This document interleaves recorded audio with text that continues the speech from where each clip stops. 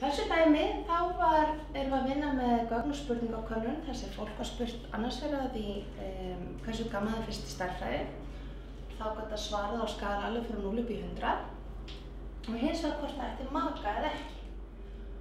Og út frá þessu gögnum var unnin tvíkosta aðkastgreining þar sem að metnu stuðlarnir fyrir skurðpunktinn var í hérna 0,54 og beta-1 eða hallatöluna svona 0,01. Og nú spyrjum við hvert gagnrýningarhlutfallið á því að eiga maka fyrir hvert viðbótarstig sem fólki finnst gaman í stærðfræði.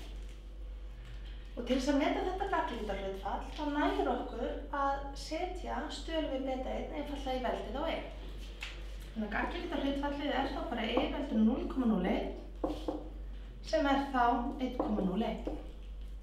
Þetta segir okkur að gagnrýningin af því að eiga maka aukast um 1% fyrir hvert viðbótarstig sem fólk finnst gaman í stærðfræði.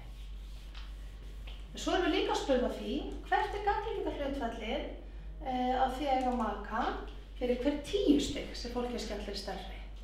Þannig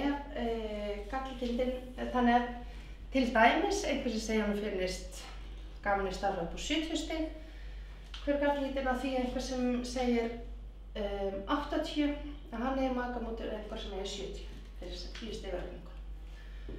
Þegar við ætlum að skoða aukningu fyrir meira en bara 1 stig fyrir einhver aðra einingu, þá segjum við í veldinu fjöldi eininga sinnum beta. Þannig að við segjum a sinnum beta-1 hattur, þá er þetta í veldinu 10 sinnum 0,01 sem er það sama á í veldinu 0,1. Það er það bil 1,11. Þannig að gagnrýningarhlutfallið fyrir hver 10 stig er þá 1,11, þannig að einstaklingur sem segir honum finnst 10 stigum skemmtilegra í stærðfræði, hann hefur 11% meiri gagnrýni af því að eiga maka.